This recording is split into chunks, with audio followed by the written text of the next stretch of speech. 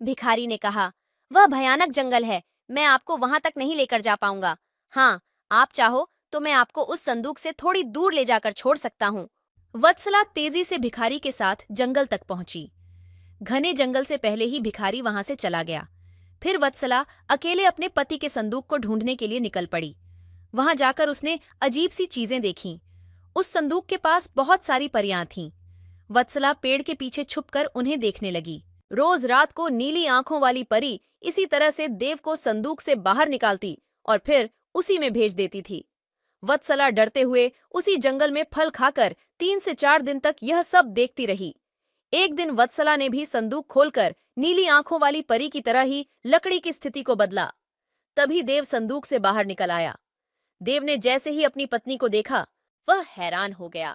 देव कुछ बोल ही रहा था कि अचानक वत्सला बोल पड़ी, मैं आपको इस जंगल में इस स्थिति में रहने नहीं दूंगी, आपको मेरे साथ चलना होगा। देव ने वत्सला को समझाते हुए कहा, मैं नीली आंखों वाली परी की वजह से ही इस दुनिया में आया हूं, मैं उनकी आज्ञा के बिना कहीं नहीं जा सकता। तुम मेरे संदूक में रखा हुआ एक घड़ा अपने साथ लेकर मेरे राज्य चली जाओ, वहां छुप कर रहना। तुम्हें 9 महीने बाद एक पुत्र होगा, तब मैं तुमसे मिलने आऊंगा। अब तुम लकड़ी की स्थिति बदलकर मुझे पहले की तरह संदूक में जाने दो। वत्सला ने अपने पति के कहे अनुसार ही किया। सबसे पहले संदूक में पति को भेजा, फिर वह दही का एक घड़ा लेकर रूप बदलने के बाद राजमहल पहुंची और रानी को चिट्ठी भेजकर रहने के लिए जगह मांगी। रानी ने दया करके उसे राजमहल के पास ही एक कमरा रहने के लिए दिया।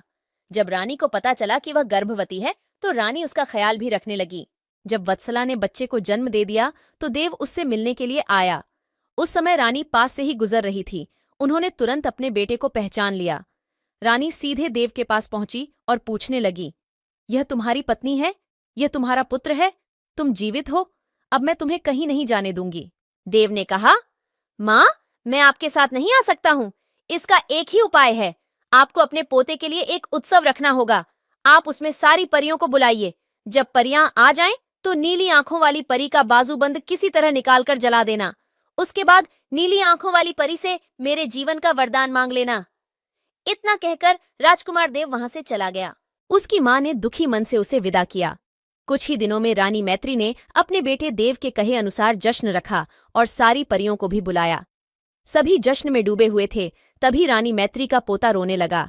रोते बच्चे को देखकर नीली आंखों वाली परी ने उसे अपनी गोद में उठा लिया। परी ने तुरंत अपना बाजूबंद उस बच्चे को दे दिया।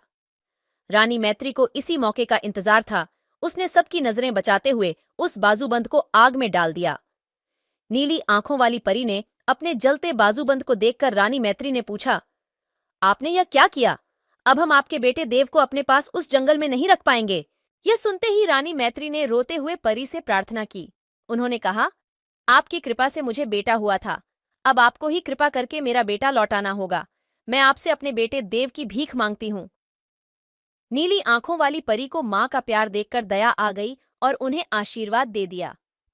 परी के आशीर्वाद से राजकुमार देव संदूक से निकलकर घर लौट आया। राज। तो दोस्तों, कैसी लगी आपको हमारी रोचक कहानी? प्लीज हमें कमेंट करके जरूर बताइए और हमारे चैनल को सब्सक्राइब जरूर करें और नई नई कहानियां सुनिए। धन्यवाद।